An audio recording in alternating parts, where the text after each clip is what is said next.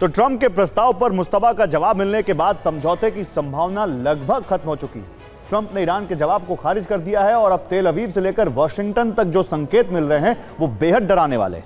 Reports हैं कि Trump और नेतन्याहू ईरान में ग्राउंड ऑपरेशन पर विचार कर रहे हैं। इस ऑपरेशन के केंद्र में तेहरान पर कब्जा और संवर्धित यूरेनियम को ईरान के परमाणु केंद्रों से बाहर निकालना होगा। लेकिन यह ऑपरेशन अमेरिका और इजरायल दोनों के लिए आसान नहीं होने वाला है, क्योंकि एक्सपर्ट्स ईरान के परमाणु केंद्रों को कंक्रीट की कब्र बता रहे हैं, जिनसे जिंदा वापस निकलना बेहद मुश्किल है। रिपोर्ट्स के मुताबिक ईरान का जवाब मिलने के बाद ट्रंप ने नेतन्याहू से फोन पर बात की। ये बातचीत कितने देर तक चली, क्या बात हुई, इसकी कोई जानकारी सामने नहीं आई। लेकिन माना जा रहा है कि ट्रंप ने ईरान को लेकर भविष्य के प्लान पर बात की, जिसमें जंग शुरू करने और ग्राउंड ऑपरेशन जैसे विकल्प शामिल। माना जाता है कि फोर्दो, नतांज और इस्फहान के अंडरग्राउंड ठिकाने में संवर्धित यूरेनियम दबा हो सकता है।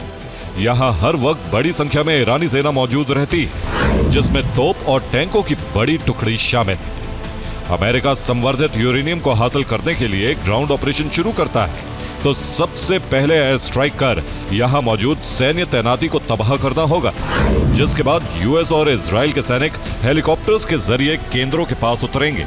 उनके साथ न्यूक्लियर सर्च टीम भी होगी, ताकि यूरेनियम का पता लगाया जा सके।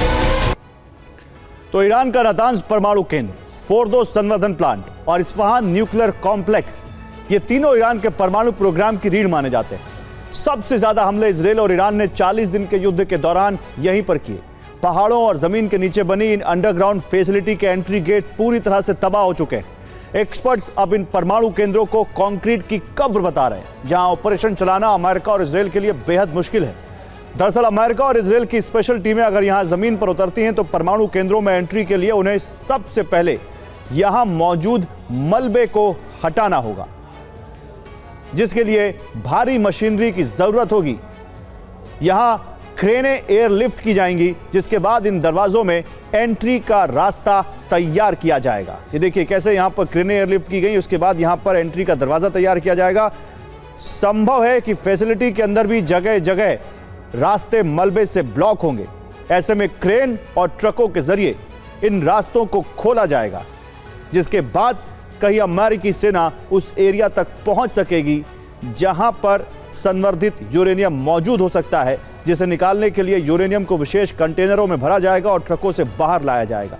इस काम में कई दिन, हफ्ते या महीने लग सकते हैं। इस दौरान ईरान की सेना लगातार बड़े हमले करेगी। उसकी कोशिश यहां पहुंचकर ऑपरेशन को फेल करना होगा। इतने लंबे वक्त तक ईरानी सेना को रोकना अमेरिका के लिए बेहद मुश्किल होगा। और देखिए, कई रिपोर्ट्स में दावा है कि ईरान में मौजूद 400 किलो संवर्धित यूरेनियम का बड़ा हिस्सा नातांज परमाणु केंद्र के पास मौजूद पिकेक्स माउंटेन के नीचे है। ये नातांज से करीब 100 मीटर की दूरी पर है। पिकेक्स माउंटेन स्टोरेज को सुरंगों के जरिए नातांज यूरेनियम एनरिचमेंट प्लांट से जोड़ा गया है। इसके अंदर जाने के लिए एक प्रवेश द्वार भी बनाया गया है। माना जा रहा है कि यहां से यूरेनियम निकालना अमेरिका के लिए सबसे मुश्किल होने वाला है। पिकेक्स माउंटेन की ऊंचाई 5000 मीटर है। इसकी तलहटी में 328 फीट नीचे यूरेनियम का स्टोरेज एरिया बनाया गया है।